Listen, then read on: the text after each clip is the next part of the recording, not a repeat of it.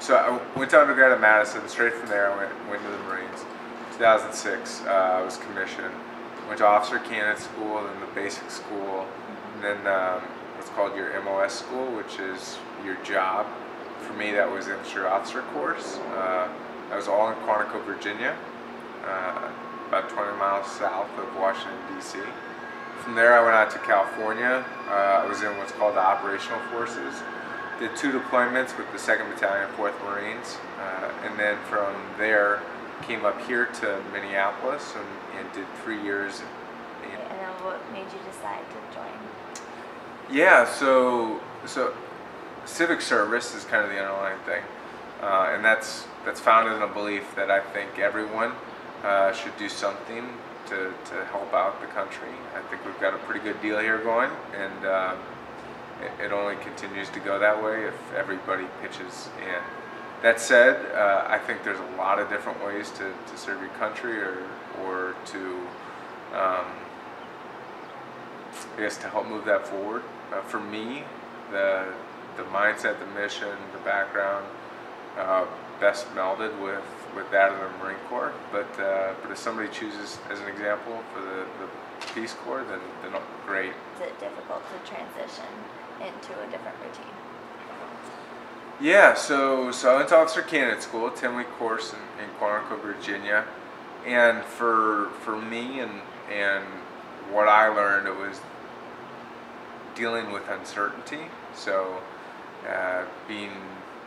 not knowing what your next event was going to be, how long it was going to take, how much physical exertion it would require, being comfortable with that, not knowing, and so I think that was difficult.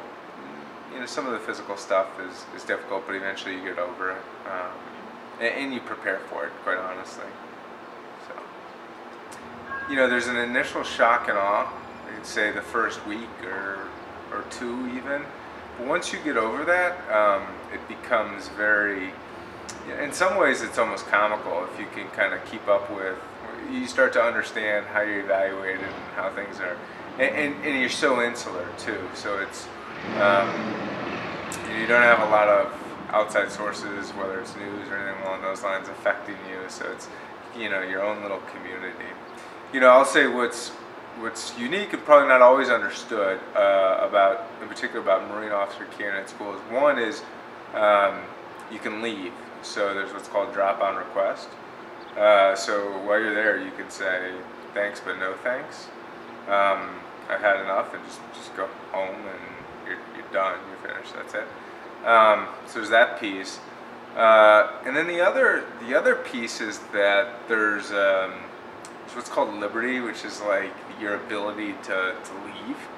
And after the 4th week, it's a 10-week long program. After the 4th week, you get 24 hours on the weekend to get what's called liberty, or a shorthand version of libo. I used to think that was because they liked us, right? But that's not really the case. It's more so to, I later found out in my career, it's more so to give you a little bit of freedom to see and make sure that you act, you know, in accordance with what's expected of you when you're given that freedom. So.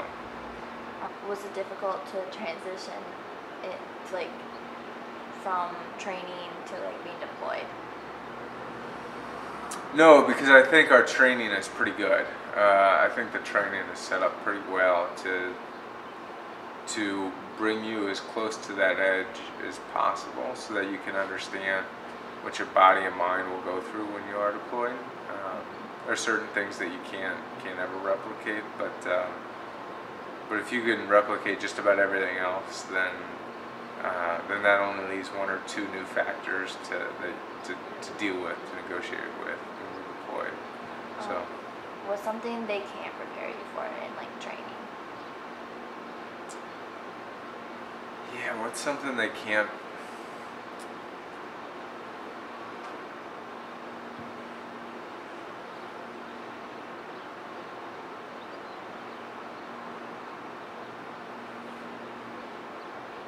Yeah, I'm trying to think. I mean, there's one obvious, but you know, I think the goal is to expose you to as many new things as possible. For instance, we used to do, you know, why would you say, why would you just shoot a rifle at a target static with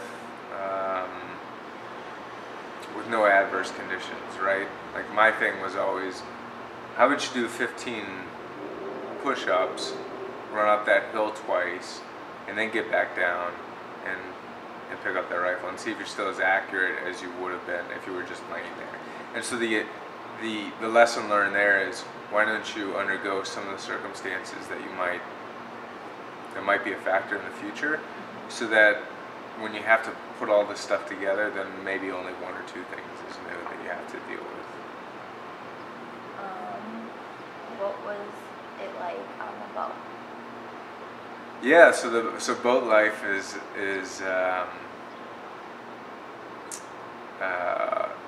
very rhythmic. It's very regimented, and it's largely controlled by the Navy. But they operate like clockwork, and there's a certain time you eat, there's a certain time you're able to work out, there's a certain time you're able to get together. For me, the biggest learning was the inability to get large groups together. And by large groups, I mean more than 8 or 9 people, 8 or 9 Marines, to pass word, to teach a class, to go over questions, just because there physically is not that much open space. There's a ton of space, but it's generally all for some sort of required working condition, like landing a ship, or excuse me, landing an airplane, or you know, the boiler room or something like that. Was it difficult forming bonds with like other ranks? Yeah, in the Marines or in all uniform services, there's a policy called fraternization, and what that means is you can develop certain relationships amongst your rank, but significantly above or below, it must remain professional. So that's not to say that 2 majors, as an example, just to make up a rank, 2 majors might very well be married and have a relationship. They might have met in the Marines or some other uniform. But significant jumps, whether it's say a major and a sergeant, which is a large jump, that sort of relationship building doesn't occur. So it consistently remains professional, and everyone in the service works to make sure that that's the case too.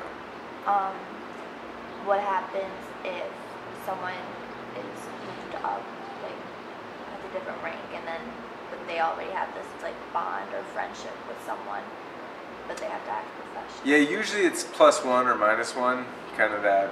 So it is the threshold, and I think that's kind of to your point. What happens if somebody generally is in your peer group? So usually it's +1 or it's -1.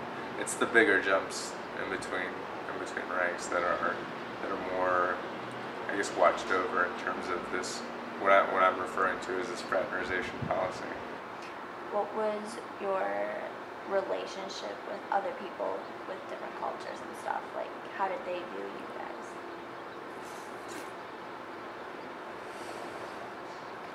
Well, I mean, I think that's a country by country choice.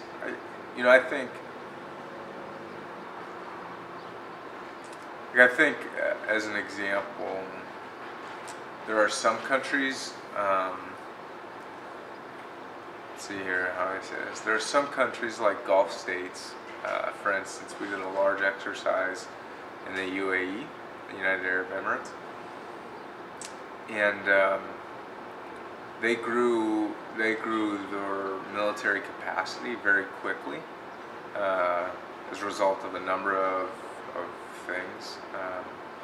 Their economy grew very quickly, and so they were able to afford, I guess, to grow their military capability. And what happens when that grew really fast? They looked outside for help. So as an example, and I don't think people would always know this, but as an example, when we worked with them, we often liaised through somebody that was formerly in the British military, and they were essentially hired by the United Arab Emirates Department of Defense equivalent to help be on the ground, advise, and assist the UAE Defense Forces. So that, that was different. And then culturally, like there's a lot of differences. Like just to be plain spoken, like the Indonesians are tough. Like they're tough people. They're a tough force,